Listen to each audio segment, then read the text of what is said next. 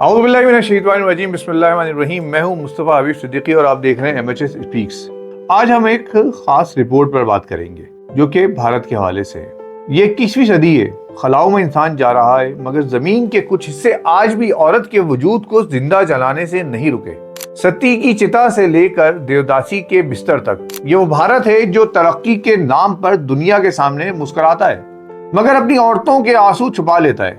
آئیے ہم دیکھتے ہیں جدید ہندوستان کی تہذیب کے پردے کے پیچھے کیا چھپا ہے، اور ایک ایسی عورت کی کہانی سنتے ہیں، بلکہ ایسی بہت ساری عورتوں کی کہانی سنتے ہیں جنہیں شادی کے نام پر کبھی دیوی سے ملا دیا جاتا ہے اور کبھی اور کسی حوالے سے ان کی زندگی کو جہنم بنا دیا جاتا ہے۔ بھارت میں ستی ایک ایسی رسم ہے جو کہ شوہر سے وفاداری کا ثبوت ہوتی ہے۔ بیوہ عورت اپنے شوہر کی چتا پر جل کر وفاداری کا ثبوت دیتی، اگر وہ انکار کرتی تو لوگ خود اسے آگ میں دھکیل دیتے۔ 1829 میں یہ رسم غیر قانونی قرار تو دے دی گئی، مگر 1987 میں ایک روپ کنور نامی لڑکی کو زبردستی چلا دیا گیا اور سارا بھارت خاموش رہا۔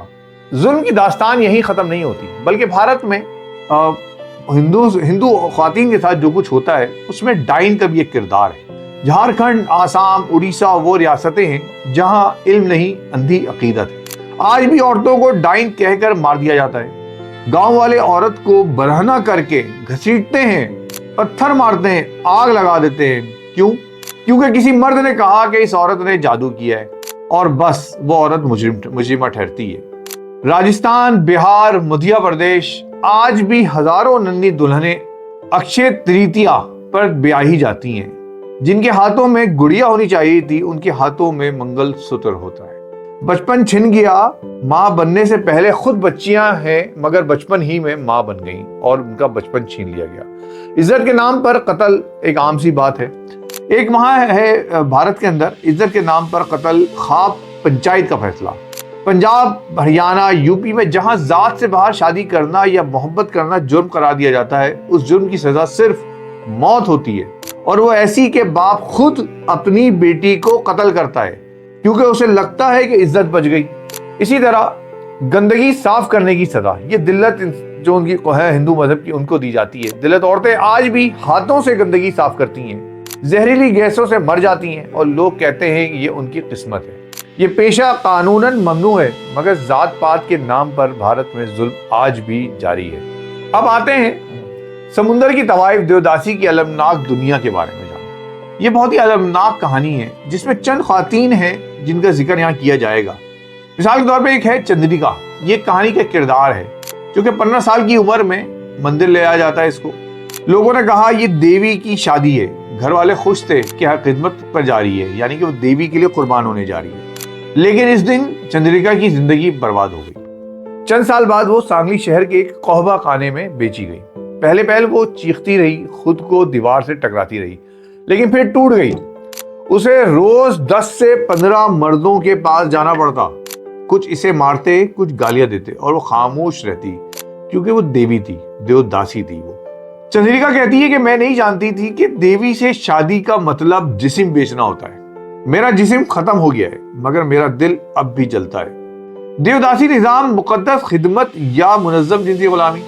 جنوبی بھارت میں 1000 سال پہلے یہ روایت شروع ہوئی تھی۔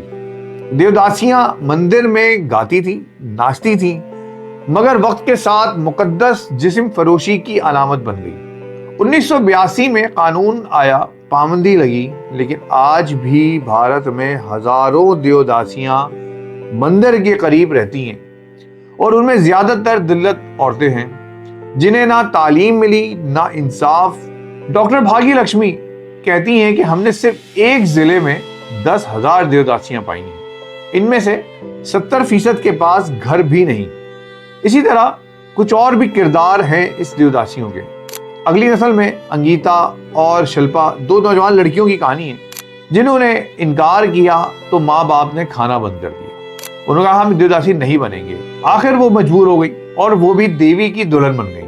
ایک اور تھی شلپا، اس کا ایک مزدور سے تعلق بنا، وہ حاملہ ہوئی مگر مرد غائب ہو گیا۔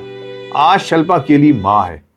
بھارت کی میں نے ایک تصویر آپ کے سامنے پیش کی ہے۔ یہ وہ تصویر ہے جو بھارت میں نہ صرف عورتوں پہ ظلم کی ہے، بلکہ آنے والے دنوں میں آپ کو یقیناً میں دکھاؤں گا کہ بھارت میں اقلیتوں کے ساتھ جو سلوک کیا جا رہا ہے اور نہ صرف وہ اقلیت جو مسلمان اقلیت ہیں، جو عیسائی اقلیت ہیں، بلکہ وہ اقلیت جو ہندو مذہب میں اقلیت ہیں، جو دلت اور نچلی ذات کے لوگ ہیں، ان کے ساتھ بھارت میں سلوک کیا جاتا ہے، وہ نہایت ہی بدترین ہے۔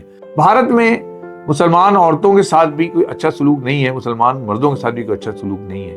یہ وہ مودی سرکار کی ذہنیت ہے جس نے بھارت کے اندر مختلف ذات پات کو نہ صرف رائج کیا ہے بلکہ وہ اس کے ہندوتوا ایجنڈے کے تحت آگے بڑھ رہا ہے۔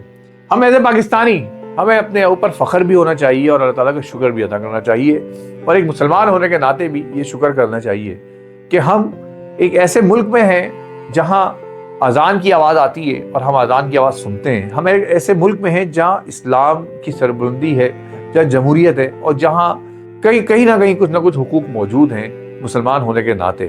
حقیقت یہ ہے بلکہ کہ یہاں پر ہندو مذہب سے تعلق رکھنے والے جو لوگ ہیں، یا اقلیتوں کے جو لوگ ہیں، جو اقلیت میں جو مذاہب یہاں موجود ہیں، ان کو بھی تمام حقوق حاصل ہیں۔ یہاں کوئی دیوداسی یا یہاں کوئی ذات پات کے مسائل نہیں ہیں، اور عموماً یہاں جو ہندو مذہب کے لوگ ہوتے ہیں وہ بھی ان چیزوں سے دور رہتے ہیں۔ لہذا بھارت میں جو کچھ ہو رہا ہے وہ نہایت ہی توجہ طلب ہے، اور عالمی طاقتوں کے لیے بھی ہے، کیونکہ بھارت اپنے جنگی جنون میں اپنی عوام کے ساتھ اور خاص طور پہ ہندوتوا ایجنڈے کے تحت جو کچھ کر رہا ہے وہ مناسب نہیں ہے۔ MHS اسپیکس کو سبسکرائب بھی کریں، شیئر بھی کریں، اور ان خواتین کے ساتھ اپنے ہمدردی کا اظہار کریں، کیونکہ یہ مجبور ہیں، یہ اس بند ہے، ایک کنویں میں بند ہے ایک مینڈک کی طرح، اور ان کو کچھ نہیں پتا کہ یہ کیا کر رہی ہیں، اس لیے ان کے ساتھ ہمدردی کا اظہار کریں۔ بہت شکریہ، اللہ حافظ۔